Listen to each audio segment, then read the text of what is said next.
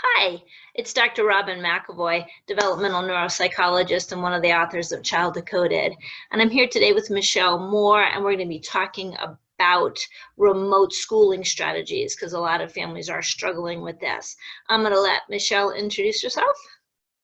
Hi, Robin. Thanks so much for having me. I am the director here for Ruth, Levisohn and Associates. We're a speech, language, and reading clinic here in the Denver area. Yeah, and I hear y'all have moved a lot of your services online through video conferencing. You're doing a lot of teaching and tutoring online. So you've really learned a lot in the last couple of weeks about what's working and what's not working. And I want to make a few points about remote schooling. The whole world has been moved to remote schooling. Remote schooling is not homeschooling. You know, at homeschooling, you've made a decision to do it. You've developed a curriculum. You can leave the house more easily to go on field trips. It's not the same thing. So don't think of yourself as homeschooling. And so many parents do that and they make it sound easy. And why is this not easy? This is not homeschooling. There's no research on what we're doing right now. Everybody's just taking their best guess. We don't know what is the best approach to what we're doing. Every district, every school, every teacher is giving it their best shot, but it's all guesswork. There's tons of different strategies being tried due to the differences with districts. How much internet access to does everybody have? What's their income level? What are the other resources? What are the family needs? Everybody's taking their best guess. In fact, I have people teaching down in Louisiana where their remote learning has been put in place, but it's been made voluntary because there's such a high number of people experiencing coronavirus, or their families are some form of essential worker, that parents can't do it. And so it's voluntary. That's all they can do. So we have to understand that there's a lot of different things happening, a lot of different approaches to this, and it's going to be okay. Some kids and parents are going to love remote learning. Some kids are doing very well with it. The kids who are very sensitive to noise and crowds love the nice quiet setting, and to the point where they're going to choose to homeschool next year. Just because some families are doing great with it doesn't mean it should be a cakewalk for you. So don't think that you're doing something wrong or the approach should work for everybody. I'm going to start with Michelle with a good question she had brought up, what she is finding very, very important, which is basically just the setup. If you're going to be doing remote learning, what should you set up? And I'll let Michelle give some of her advice.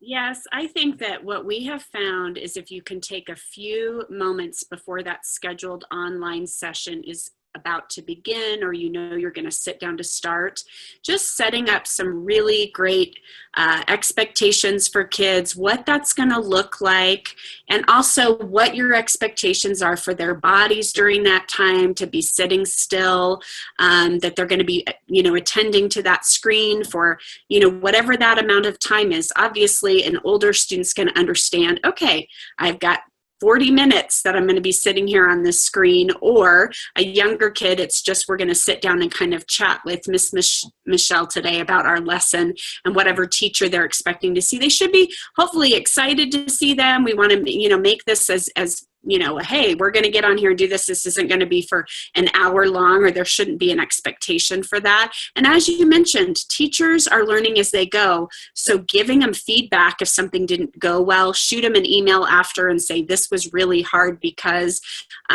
we're all learning in this together right now. Mm-hmm.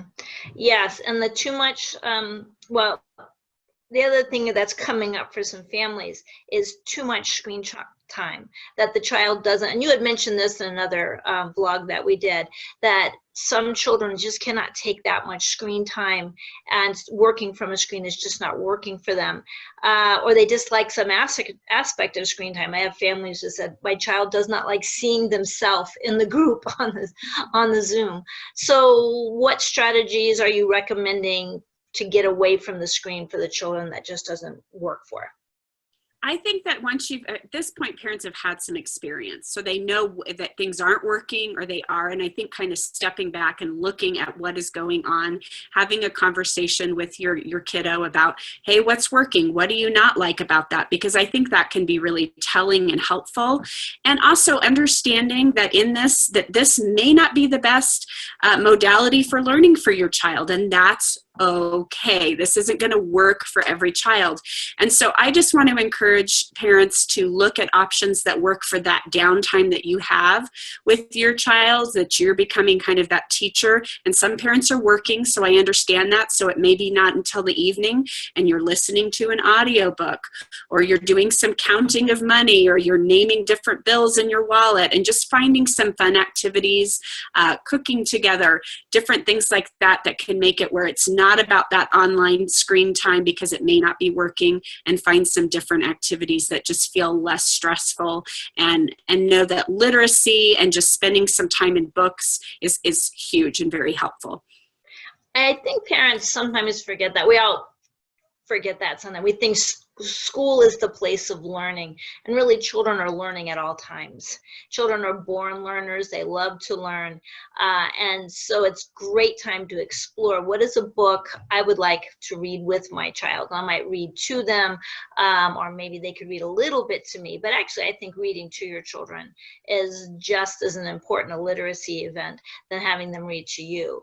So you can do things you really enjoy if you can, and maybe in the evening because you are trying to get work done during the day.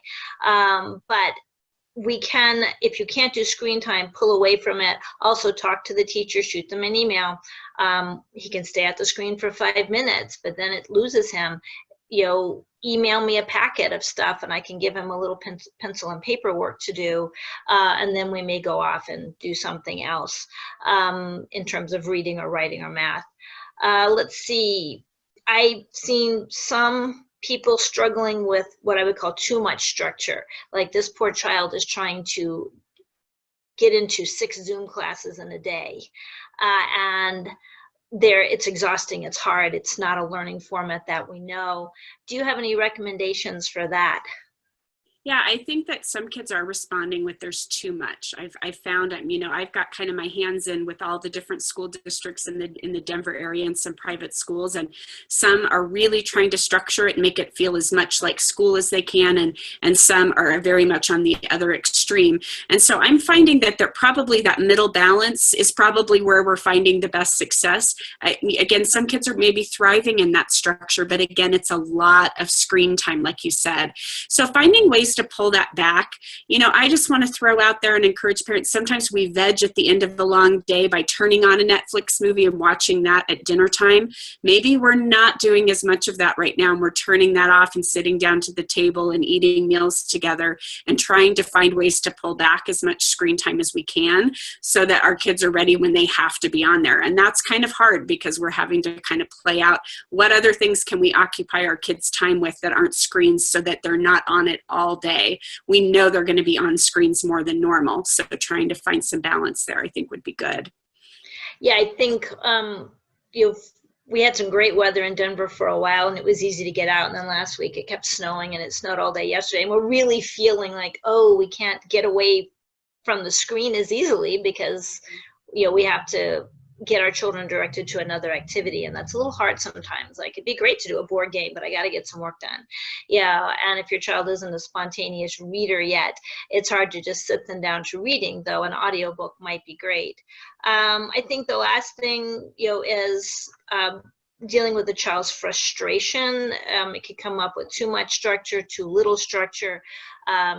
And then what if your child wants to meet the teacher's expectations and that is frustrating them because this format's not working? The child who really wants to do what the teacher's assigned. Advice for that? Yeah, no, that's a great question. So I think this is where a lot of that communication comes in. We always kind of do, and it's my horrible little triangle here, right?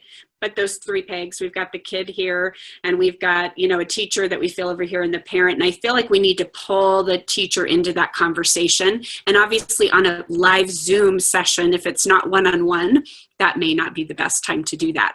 So I think using those technology resources, set up a Zoom conference with that teacher, or do an email if you feel like that's a good way to communicate, but also telling your kids it's going to be okay. I think it's important for them to see that we're all in this together. We get some frustration too, and that we can all say, hey, this is what we normally do, but we're in the middle of a pandemic, and or whatever that looks like for that kid to say, we can kind of lower those expectations. And I've had to say that to my own kids. Robin knows that. I've even called her up a couple times to ask her advice. She's a great resource, and I think there's a lot of tools out there to kind of help parents navigate this right now.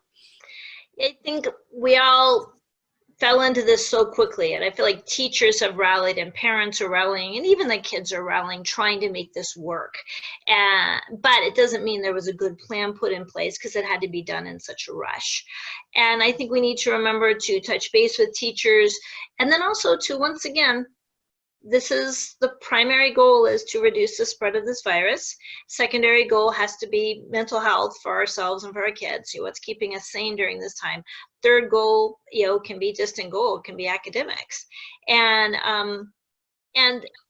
it's going to be okay. We're going to all hit, when we get back to school, or hit whatever is going to be the schooling approach in the fall, every teacher is going to be ready to say, well, okay, where are my kids? What did we lose? What do we have to keep up? What do we have to catch up on? How are we going to group people?